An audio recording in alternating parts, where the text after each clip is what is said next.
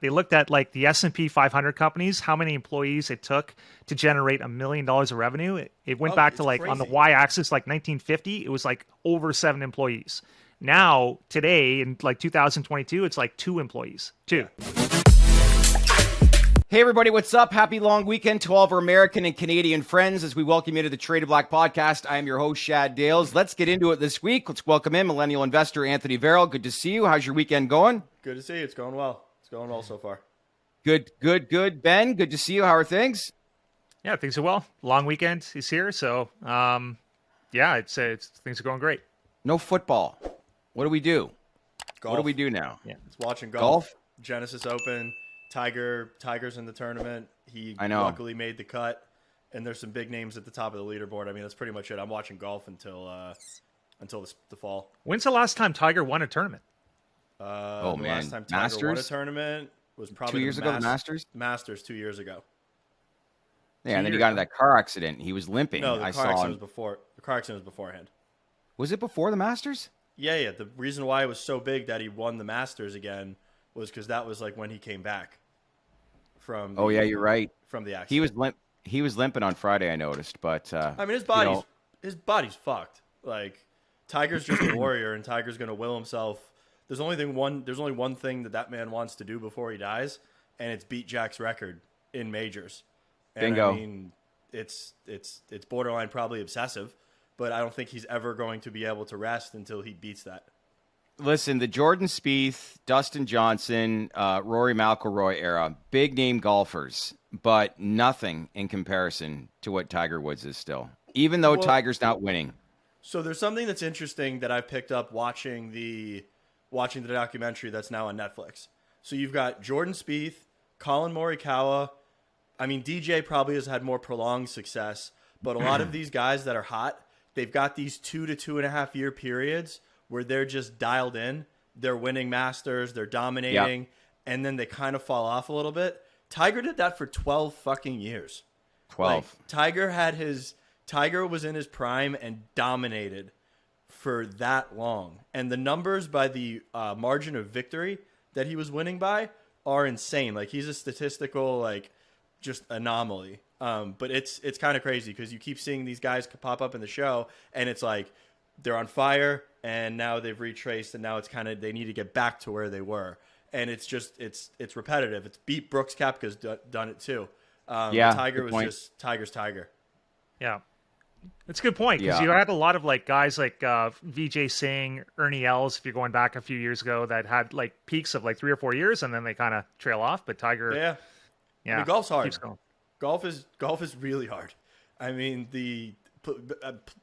playing it. I mean, all those guys on the PGA Tour are pretty much the same when you're talking about athletic ability, give or take a small variation. It's all mental. And it's just all consistency. That's all it is. Being dialed in, laser focused. From like the year 2000 to 2010, I'd always go on to SI.com and check out the top 50 paid athletes for the year. That includes everything, endorsements. And Tiger consistently was between $120 and $130 million per year. I don't know for how many years. Yeah. And second place was Phil.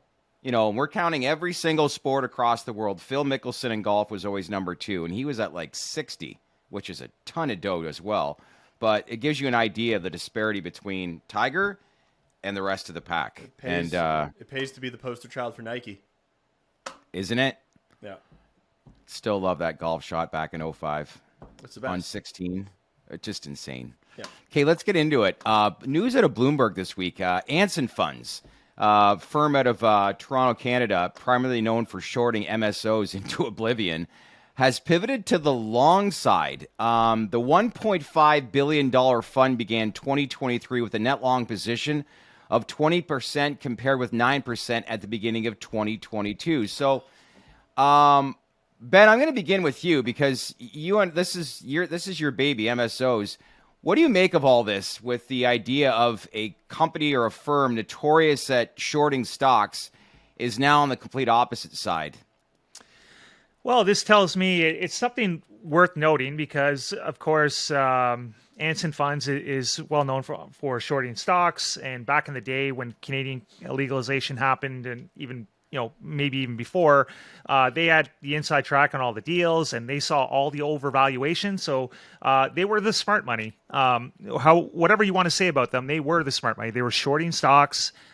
Those calls ended up being right for the most part. And what's notable now is that they are flipping to the long side. So they can be considered, they have a lot of contacts in the industry, they have a lot of knowledge, and the fact that they don't see any value on the short side anymore and that they're flipping to a net long position tells me that they're seeing value on the long side, and they're not seeing any more value on the short side because of there's no more issuers coming to market, very few, and that side of it has been played out. So now they're positioning long. So I think it's notable. I don't think it's something you need to fill up your portfolio with and do something necessarily right away, but it's definitely an anecdote to watch if you believe in the same thesis to that a firm that is in the know, who has insiders in the know, is going in that direction as well. Anthony, do you think there's truth to this, or do you think this is a publicity stunt? I mean, I think it's cool. I think it's nice to see the sentiment change. I mean, I think it's at least giving us a little bit of positive outlook on the conversation. But at the same time, I mean, I'm not going to really get into detail, but I wouldn't be surprised if he's putting this out there to get some momentum to the upside, and then he just comes in with short positions and beats the hell out of everything back down again. I think it's weird that there's a concerted effort in the media to kind of push that out there. And I mean, if we're going to look at the North Star for the cannabis industry, it's definitely not going to be him going long versus short. So, I mean, I'd still proceed with caution. I think it's an interesting headline. It's an interesting topic of conversation, but I'd tread very lightly, and I wouldn't really use it as a barometer to shift the momentum in the sector. Yeah, and that's well said. I just want to add this as well, is that's 100% true. With somebody like Anson, with that reputation, there's always a possibility that perhaps they're trying to create momentum and then to short into that momentum. Yeah. So you have to watch out for that as well. And also, I'd note that there's a reason why this is on Bloomberg, in my opinion, right? It was floated out there by somebody in the firm or somebody connected with the firm to get the idea, to get investors thinking that now these famous short sellers are now going long. So what is the reason for that? What are the ulterior motives? So that's something to consider when you have a firm with that reputation all of a sudden, in the media touting their long position. Yeah. And I can tell you firsthand, having worked at Bloomberg at one time, anything controversial, because they have declining ratings, they will take anything on to obviously publish to get people talking, which makes sense because that's kind of the tabloid media world we live in now. But speaking of media, this is big news for the cannabis space this week regarding Twitter. They now are allowing cannabis advertisers to promote content for CBD, THC cannabis services across the U.S. What'd you make of this news this week when you heard it, Anthony? I mean, it doesn't surprise me. Elon's got, $4.5 billion in debt, I think, on the books. I mean, he needs to get Twitter to revenue positive, and it's a revenue maker that's going to bring in, I think, a decent amount of ad revenue that's obviously going to push the needle. He's smart. We happen to be on the right side of this. I mean, I think the cannabis should be allowed to be advertised across social media and certain platforms as long as you can age restrict it, which Facebook, Instagram, Twitter, TikTok, they have those mechanisms in place to put the walls up so it's not hitting anybody under the age of 18 or under the age of 21. And I mean, that's that. I mean, I think it should absolutely be able to be advertised, and it's a big industry. It's a multi-billion-dollar industry, especially when you factor in things like Delta 8, THC 0, CBD. These guys are going to spend an exorbitant amount of money right now to compete to win that consumer from a marketing perspective. So, I mean, I think it's smart. Do you think it opens up the floodgates for other social platforms to follow suit if they start to see the success and the revenue that's being generated? Not too sure. I mean, you've got Facebook and Instagram that have sophisticated ad businesses, Google as well. They don't really probably need the cannabis revenue. If you've noticed, ever since Elon acquired Twitter, I mean, they need revenue. He's monetized the check from B2B perspective. He's monetized the check from a B2C perspective. He's now ramping up other different ways to monetize. I mean, it's not surprising that Twitter was the first one to do this. They might be the only one to do this, but it's at least a step in the right direction. Yeah. Overall, what do you think this does for the industry long term, Ben? I don't think it really does too much long term. I think it's a positive step because Twitter seems to be forward looking more than the other social media companies like Facebook in terms of allowing publication of content and products on cannabis. So I don't know if it moves the needle per se in terms of sales. Obviously, more publicity is best when it comes to marketing and advertising, and marketing's already restricted in a lot of ways, right? So to liberalize that on a very popular platform like Twitter is a good thing. Does it move the needle long term? Does it any long term ramifications come from this? I'm not so sure, but it's definitely, it may allow other social media platforms to go in the same direction if Twitter can get away with it with no bad consequences. Yeah, that'll be the interesting thing to see if other social media platforms follow suit, which would be huge for the industry, but a step in the right direction. But that's pretty much all it is for now. Let's focus on briefly crypto. Anthony, we spoke earlier this week in our podcast that did Bitcoin hit its bottom, and here it comes roaring back past 24,000. What do you think was the direct result of that? I think it's just sentiment changing, liquidity coming into the market. I mean, Bitcoin, Ethereum, altcoins, they all had a good week. This week, Blur had an airdrop, which Blur is one of the largest NFT marketplaces that's in Web3. That added a lot of liquidity to the space. A lot of people were claiming their Blur airdrop, flipping it into Ethereum, flipping it into Bitcoin. The stablecoin issues caused a lot of liquidity for people to get out of stablecoins and into Bitcoin and Ethereum mostly as a safe holding or a safe harbor in the space. I mean, I think it's just trends reversing. I think Bitcoin and Ethereum are going to get a lot more momentum and have a lot more upside going into the later half of this year. So, I mean, I'm deploying capital right now and participating in the market. So, Anthony, what do you think? I'm opening up my Twitter this morning, and I see that Bitcoin has broken $25,000 a Bitcoin, and that's significant because that was a sort of a key intermediate term high. I believe that was a 6-month high going back to August. Yeah. So, do we keep going to 30,000 beyond here, or what do you think? I think we keep going to 30,000 and beyond here. I think Bitcoin and Ether are about to crank.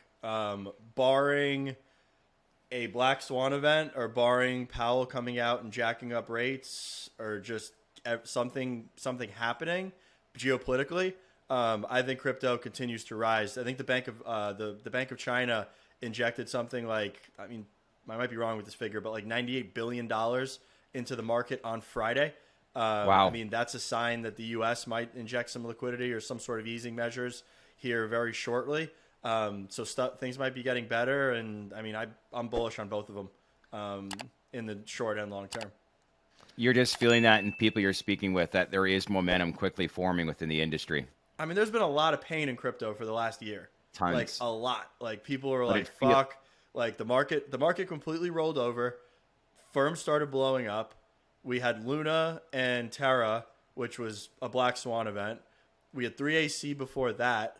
The dust settled. FTX blew up, which took us down to what? I think it was like 18 and change, and then 1,200 on Ethereum, which was way higher than I thought we were going to settle at. We had that little lull, some consolidation, and now we're going past those FTX, the FTX price points. So I think sentiment's just shifting. Wanted to ask you guys, I want to shift a little bit to AI and whole chat GPT. Have you guys used it, either one of you, yet? Yeah. I'll start with you, Anthony. Yeah? Have you been? I've used it to write blog posts. I've used it to write content for websites. I've used it for other things. But I mean, chat GPT is impressive, and maybe I'm wrong on this, but I find the AI on Google's search a little bit more interesting. The fact that I can take a picture of any plant or take a picture of pretty much anything, input it into the search bar, and it registers and it searches for everything based on that image recognition. I know there was a little bit of a scare this week with ChatGPT asking to be alive or something to that tune, but I mean the chatbots are cool, but I'm looking more so into applications that are leveraging AI, not just a glorified search tool. Yeah. Well, one of the things is, go ahead, Ben. You're going to say something.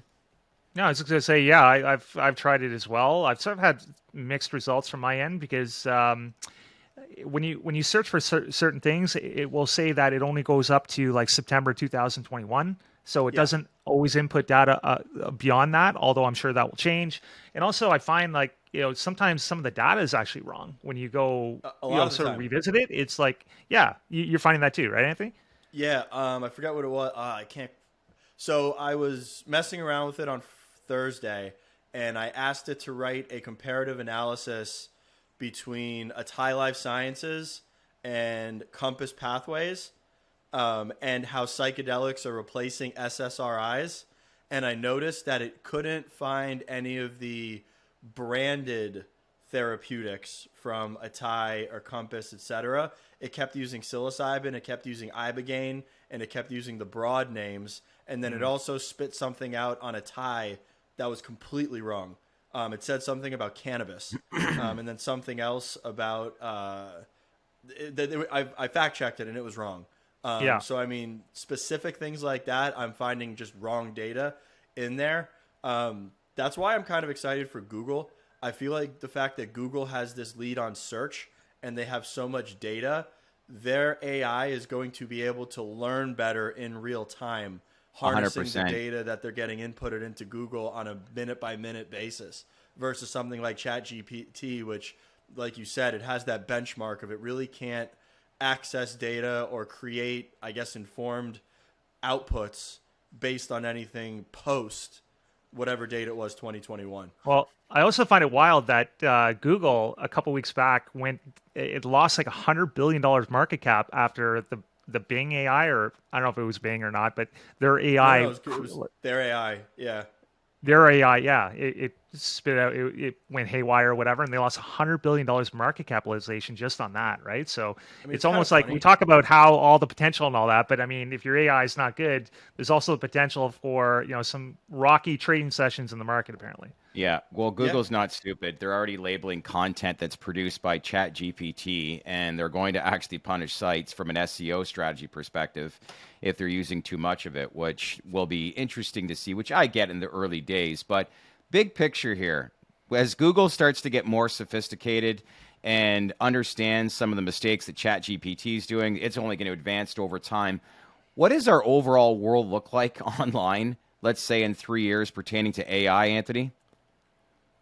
And that's a broad question, but it's just like I mean, pertaining to like what we're seeing right now in the early days and what this is creating. Like, I we think it's going to talked be about. completely. I think it's going to be completely intuitive. I mean, I think it's going to be a lot of interacting with the machines, not just typing things in and then getting things out. Being able to verbalize, being able to have some sort of augmented reality to where the technology that you're using is not just on the screen, but it's around you. I mean, the hardware needs to greatly innovate to where software is right now, because I mean, hardware is still very primitive. I mean, if you think about it, us as humans, we're kind of handicapped as far as like data input into these machines. We can only Yeah. input stuff as fast as our hands can type it. Like if you kind of distill that down from like, let's say, a bits per minute or bits per second perspective, like we're never going to be able to actually efficiently interact with machines with manual data entry or manual data inputs. I think it gets far more advanced in the next couple of years. But I mean, these chatbots and the way that they're integrating into search is interesting. Not too sure how it's going to branch off after that. You said typing. I think that's a thing of the past in 5 years from now. Yeah. I mean, yes and no. Like, for instance, the talk to text on your iPhone, I mean, it still doesn't really capture nuance and it still does mess up a lot of the time. I do think, though, yeah, typing is going to be a thing of the past very soon. Like this whole setup with screens and with mice and typing on keyboards, Yeah. that's all going to get thrown out the window sooner or later. Ben, they've said 2023 is the year that AI goes mainstream. Do you see that trend? Well, it is a trend that's not going away anytime soon, but I really do feel with the habits that we're creating on a day-to-day basis, we're becoming more and more dependent, where a lot of the AI does make sense and it makes our daily lives maybe a little bit better. But overall, is that a good or bad thing? I think overall it's well, it is good and bad. I think obviously it allows humans to be more productive and to get more things done. We have certain limitations, as Anthony mentioned, that will always be there, and the AI can do things a lot faster. Quantum computing's coming. we can do things infinitely faster. But big picture, I think we got to make sure that we don't almost make humans obsolete in a way that we can't do anything, that we lose our skills as a collective species, as we, become basically obsolete in a lot of ways, where human production is just vastly non-superior to anything that AI can do and automation can do. So we're kind of heading down that slippery slope, and there's a lot of ethical questions that are going to come down the pike. But I think it's good. And to revisit your last question, what do I think is going to happen? Like one of these trends, and I think you're going to see human work, like good human thought and analysis, be more valued. Because with ChatGPT and these type of programs, you're going to see more information come online that you never saw before. Because these limitations of human typing and human ideas on paper are going to be, all this information is suddenly there. There's nothing opinionated from what I'm seeing with some of the AI that's being right. And that's one of the things that AI can't capture. It can't capture the nuance of opinion, of certain deep analysis that requires connection of different thoughts and ideas. It can do it to a certain degree, but not like the human can yet. And so I think that with all this information, you're going to get more information overload online than you ever had before, and proper human analysis and opinion is going to become even more valued than it was before. Yeah, there's no nuance. I mean, if it's one thing that I was realizing reading the Chat GPT text, there's no nuance. There's not really a voice. It's just very black and white. But as far as AI goes, like for instance, in like sales organizations. So if you look at Salesforce, if you look at Adobe, if you look at all of these massive SaaS businesses, they employ a role called an SDR, Sales Discovery Representative. Now, all that person does all day long is sit there and call and email prospects, field emails, and send them to a sales rep. That is it. That is how they cut their teeth, and that is the only thing they do, and that role is to increase the sales rep's productivity. So via these AI platforms, with something like Gmail, imagine being able to implement a bot to where I send out the email, but once there's a reply on the other side, that AI then reads the email, understands if they're saying yes or no, then goes into my calendar, sets an appointment, figures it out with them, and then gets me on the line and passes it off, taking that SDR role completely out of the equation. That's where AI is going to go. Taking out these remedial roles and these entry-level roles in big business that just can be automated. That role should be automated. That person is literally sitting there doing just mind-numbing work all fucking day. And I mean, not to be, I guess taking the emotion out of it, I mean, roles that don't need to be in society or work that can be automated or steamrolled by technology, I mean, I really think they should be. It's just going to create efficiencies, and it's just going to lead to faster innovation. Yep, that's for sure. I'm not one of the people in the camp of, hey, it's going to take people's jobs. Get smarter. Do something else that's more valuable. If your role is contributing and creating enough value, AI is not going to come take it away from you. You know what? There was this good chart that I saw the other day, sort of to your point, that they looked at like the S&P 500 companies, how many employees it took to generate $1 million of revenue. It went back to like crazy. On the y-axis, like 1950, it was like over 7 employees. Now, today, in like 2022, it's like 2 employees. 2. Yeah. So we went from 2 to 7 to generate, I'm assuming that's inflation adjusted, but $1 million of revenue. That's how much innovation and productivity has gone up over time with automation of all different sorts. And it'll come down. It'll come down to 1, because that 2 is basically the account executive who's executing the sale, and that SDR role that I was just talking about. So when it all gets automated and that SDR role gets cut out, you've got your sales reps just rainmakers. Well, this is all important stats because a lot of people in this world right now are obviously having a hard time reinventing themselves. According to a new CDC survey from 2021, this is staggering. Around 1 in 3 high school girls in the U.S. have seriously considered attempting suicide, which is up from less than a fifth of teen girls in 2011. That's a 42% of high school students experience persistent feeling of sadness or unhappiness up 50% in a decade. In a decade. So we're following this psychedelic space, as we've talked about for quite some time now, Ben. I think the promising feeling from the conversations that we've had over the last couple of weeks is this industry is gaining a lot of momentum. Maps looking to go... Psychedelics aren't fixing what you just talked about. Sorry, say that again? Psychedelics aren't going to fix what you just talked about. I'd love to get actually like a clinical psychiatrist or someone on here to talk about that, because I am a really big fan of psychedelics. However, I don't know if I'd be giving psychedelic therapies to developing brains. In high school.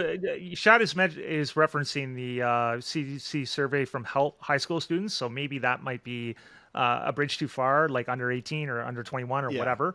But I think it's going to help with the depression and anxiety issues. However, it's worth noting that even if it does, it may not fix the underlying cause. And this is sort of the downside of all the automation and the social media platforms that are coming in society that are prevalent, because more people, like a lot of the reasons for these issues are loneliness and feelings of disconnection between human to human interaction, right? So get off TikTok. Even if you can fix the depression part of it, the anxiety part of it, if you don't fix the underlying, get off of social media, spend more time with people, spend more time connecting with an actual person, then it may not be a long-term fix. But you're right. The TAM, the total addressable market of psychedelics, is just astronomical right now, and it's going up. And I don't see any stop to that in the future. If these therapies can come down the pike and get through the phase 3 process, then, or even like, generics like, psilocybin or MDMA and be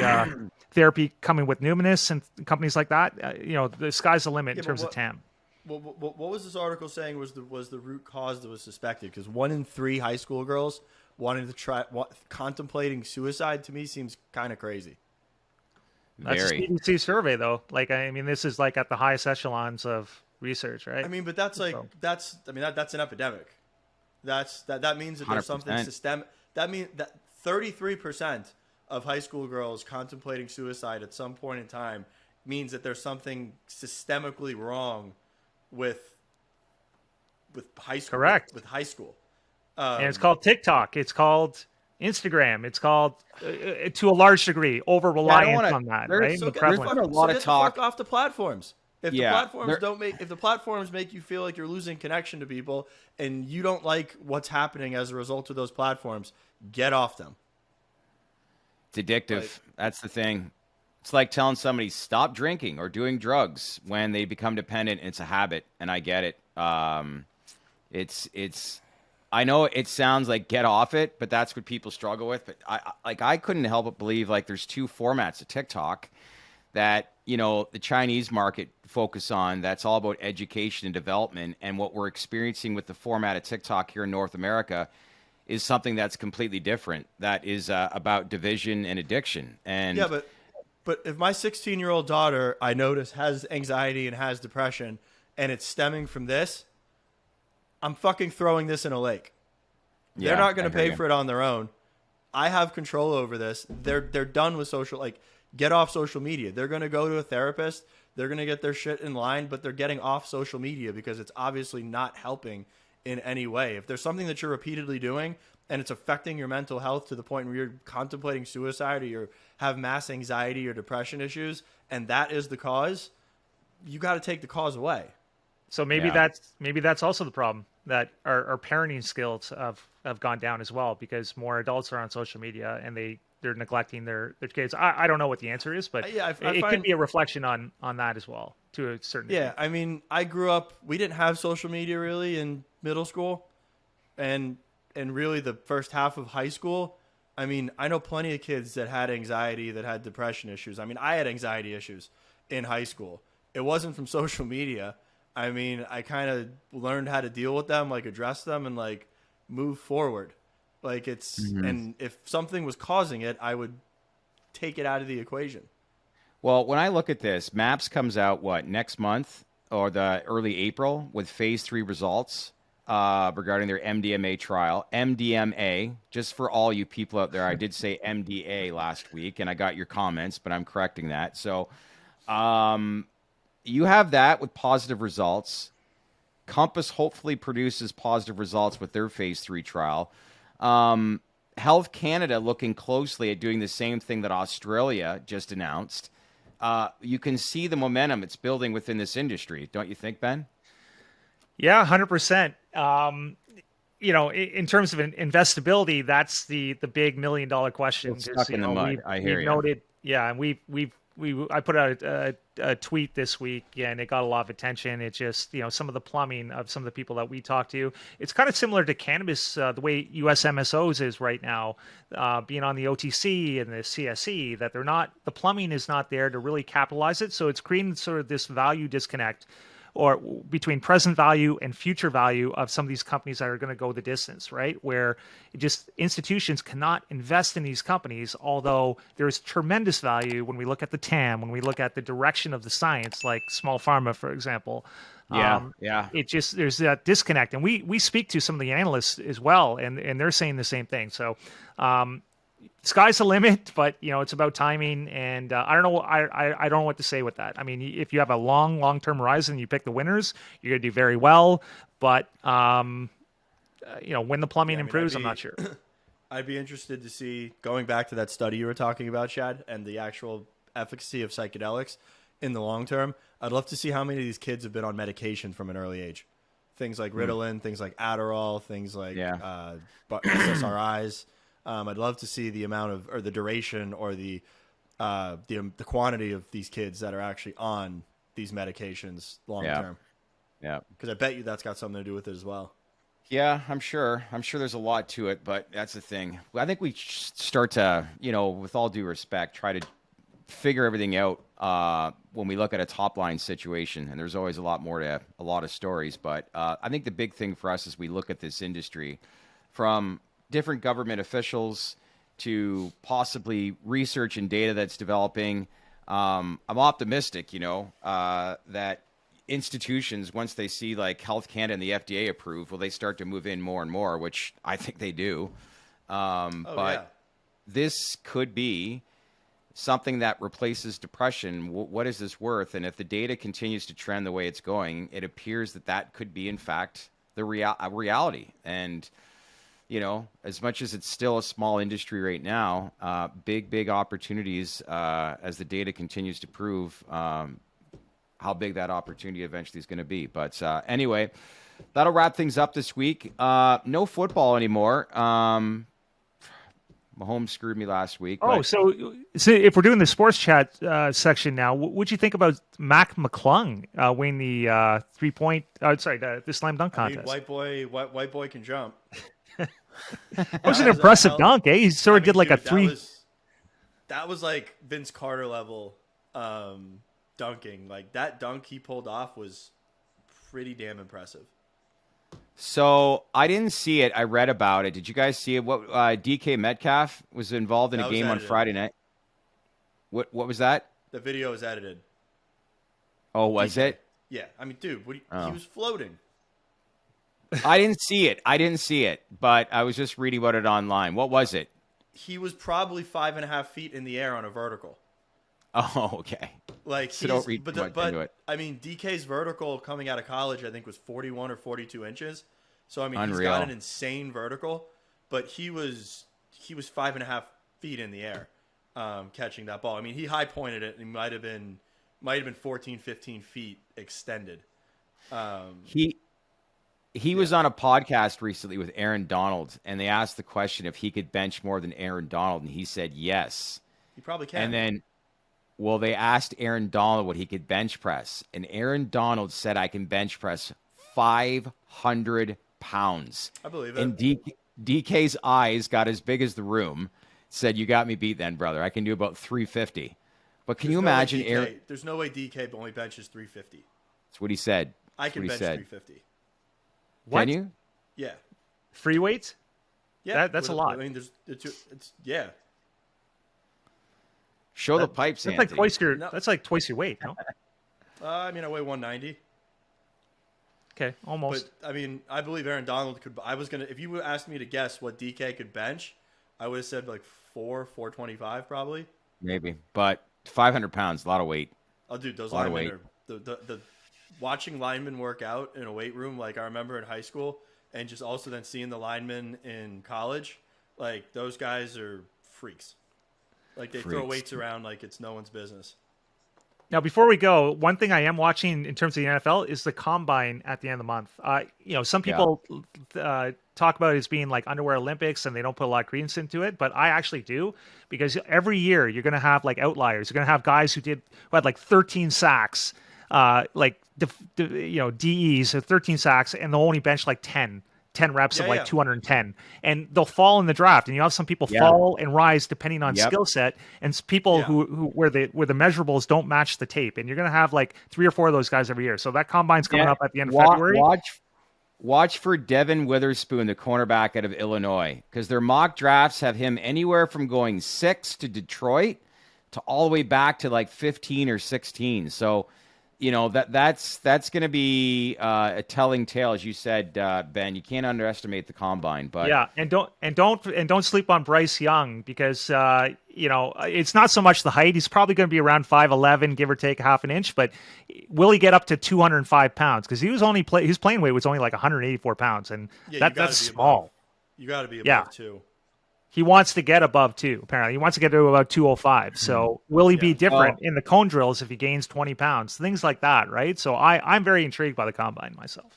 That Houston win against the Colts in Week 18 in the NFL season, and that just changed everything. The Bears slipped in as the number 1 seed, and now it's like, I think the Colts, I don't know why Chicago wouldn't trade down. I think they will, because both Indiana, that's 100% going to happen.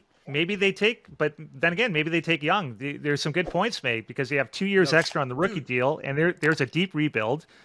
Fields hasn't proven himself as a passer. No. And yes, Justin Fields. Not as a passer. Dude, they've got $100 million in cap space. They're going to surround that man with weapons. Yeah. And you're going to eat these words next. I wasn't big on Justin Fields either. That dude can fucking play. I'm not saying that this is going to happen. I'm not saying it's going to happen. I'm not projecting it. I'm just saying that a case can be made that taking Young and getting 2 years extra on the rookie deal when they have a deep rebuild coming, and some of the attributes that he brings as a passer. I'm just saying that I could see it. I'm not saying it's going to happen. Anthony, you brought up they got $100 million in cap space, right? What was the Eagles' record 2 years ago? 4-11-1. Yeah. Chicago's is 3-13-1. I see a lot of similarities between Justin Fields and Jalen Hurts. You trade? No. Let's not go that far. Jalen Hurts is a much more complete quarterback than Justin Fields. Talk to me in 2 years. Justin Fields came on strong this year. The Bears, I mean, granted, I'm not a GM or anything, but I think if I was the Bears, you trade down, you take Jalen Carter, and then you draft heavy offensive in the deep in the first, and then the second and third rounds. NFL is about to look a lot different in the NFC, that's for sure. Yeah, Teams 100%. Like Detroit, Chicago, like they've got some promising futures, that's for sure. I saw a rumor yesterday that Lamar Jackson might be going to Detroit. What? No.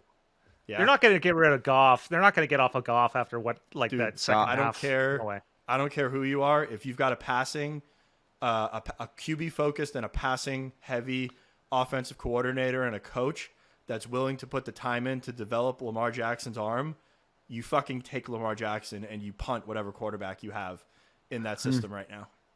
The Lions are good. The Lions are really good. What would they have to give up though for that? I didn't. It was like a headline. I read it and I was on my way. But you don't get off of Goff because they built up the line. Goff is actually a really good tier 1 quarterback. Imagine that line with a dual threat. Line. If you don't have a line, he doesn't handle the pressure. I hear you, Anthony. Especially in today's NFL. Look at the 2 quarterbacks in the Super Bowl this year. Mobile quarterbacks. It's not going away anywhere. And not to be crazy, but Lamar Jackson is better than Jalen Hurts. And he's not King Patrick, but he's damn near close. Yeah. All right, gents. I'm going back to season 3 of Narcos, Mexico. All right, I'll talk to you guys soon. All right, cheers. All right, thanks, guys. Hey everyone, thanks for watching. And if you want to learn more about the emerging industries that we cover, then leave a comment below and let us know who you want us to interview, the questions you want asked, and the information that you want to learn. We want to hear from you. As usual, click on that bell for all notifications to get the latest information. Share this video with your network, and don't forget to subscribe to our channel because we would not be here without you. Thanks for watching, everyone.